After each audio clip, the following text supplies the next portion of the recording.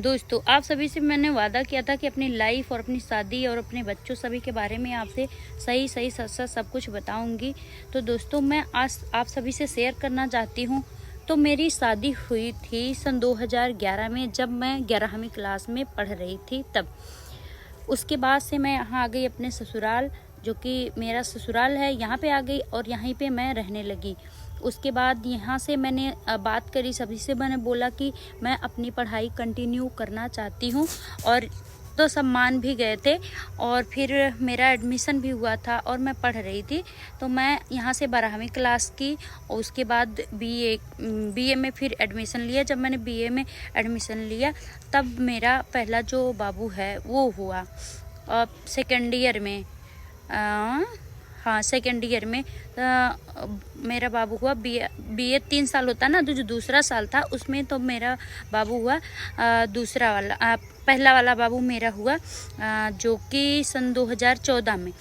तब जो है, जब मैं बाबू मेरा होने वाला था तब भी, जब जो मेरी एज तब थी, तब उस टाइम पे मैं लगभग 23 से 24 साल के 25 में रही होंगी। इतनी कम एज में अगर बच्चा हो रहा है और उतना घर भी संभालना है तो थोड़ा मुश्किल हो जाता है। मैं मेंटली तैयार नहीं थी इन सब चीज़ों को लेकर के।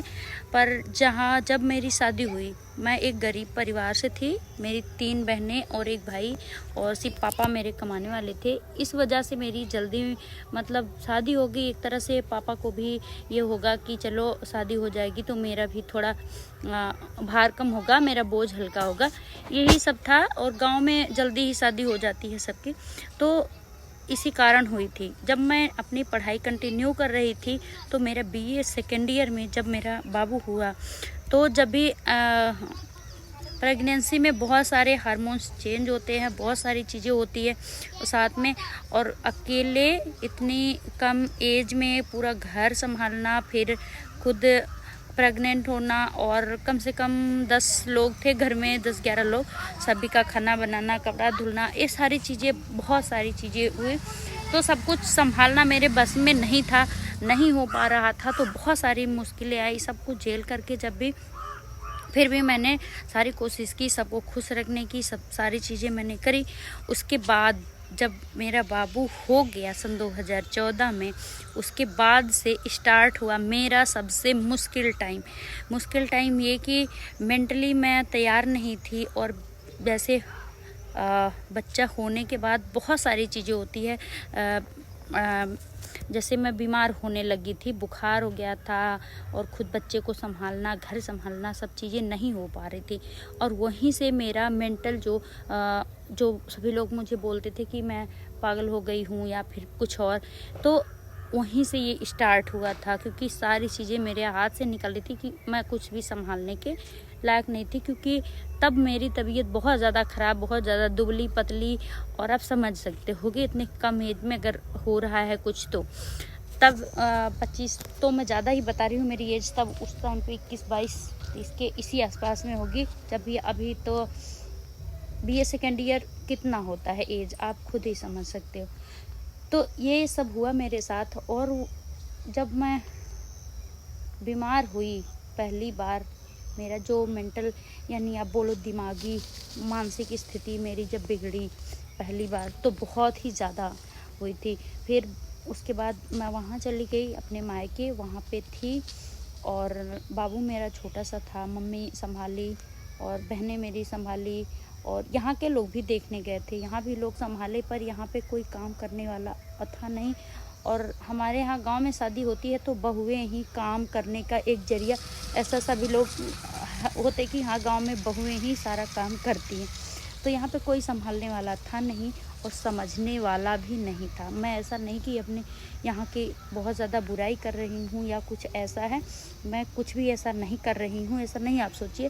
पर हाँ, इतना है कि अगर आपकी लाइफ में कोई सपोर्टिव इंसान है, कोई सपोर्ट करने वाला है, अगर आपसे काम नहीं हो पा रहा है तो कोई आपका हाथ बटाने वाला है, तो आपका मेंटल जो दिमागी जो मानसिक स्थिति थोड़ा जो होती है ना, वो ठीक ठाक रहती है। नहीं तो आपकी जो होता है एक डिप्रेशन में आप जाने लगते हो। है ना, डिप्रेशन में आप जाने लगते हो और तबीयत आपकी बिगड़ने लगती है। तो वही मेरे साथ हुआ और बहुत तब हालत ख़राब हुई। तो तब से मैं लगभग 2-3 साल तक बीमार ही थी। बहुत ज़्यादा मतलब दिमाग का बहुत इलाज हुआ, बहुत जगह से दवाइयाँ हुई, तब जा कर के मैं ठीक हुई। उसके बाद से फिर भी मैंने अपनी स्टडी कंटिन्यू करी, पर जब दूसरा वाला मेरा बाबू हुआ उसके बाद से और ज़्यादा थोड़ा स्थिति मेरी बिगड़ी और पढ़ाई मेरी कंटिन्यू नहीं हो पाई, क्योंकि एक साथ इतने लोगों का खाना बनाना, कपड़ा धोना, ये सारा चीज़ करने के बाद जो भी टाइम मिलता था पढ़ाई करने का, मैं ऐसे सो जाती थी। अब ये समझो कि अगर मैं किचन में काम कर रही हूँ तो वहीं पे सो जाती थी। तो वो सारी चीज़ें मुझसे नहीं हुआ। पर मैं आप सभी बहनों को जो अगर देख रही हैं जिनकी शादी नहीं हुई है और जिनकी हुई भी है, तो उन सभी से है कि पहले आप खुद अपनी हेल्थ का ख्याल रखें, उसके बाद आप किसी को देखो। जो आपसे हो पा रहा है, जो नहीं हो पा रहा है आप उसको छोड़ दो, लेकिन पहले आप अपनी हेल्थ का ध्यान दो, उसके बाद बच्चों पे ध्यान दो। जब आपकी हेल्थ सही है तो सब कुछ ठीक है, नहीं सही है तो कुछ भी ठीक नहीं है। कोई भी आपको पूछने वाला नहीं होगा, चाहे आप मायके में हो चाहे आप ससुराल में हो। उसके बाद अगर आप कुछ कमा धमा रही हैं, अगर आप कुछ करना चाह रही हैं, तो खुद अगर आप अपने आप से नहीं करेंगी तो आपका कोई भी सपोर्ट नहीं करेगा। ये ज़िंदगी हमारा एक ही बार मिलता है और वो दूसरों के आगे पीछे घूम के ही ख़त्म हो जाएगी। आपके क्या सपने थे, आप क्या सोचते हो? मैं भी टीचर बनना चाहती थी पर नहीं हुआ, क्योंकि मैंने कभी सोचा ही नहीं कि मैं ये कर सकती हूँ।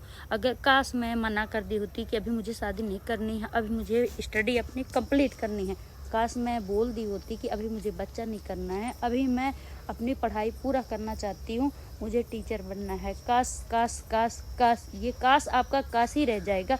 आप सोचते ही रह जाओगे और आपकी लाइफ कब ख़त्म हो जाएगी आपको पता भी नहीं चलेगा।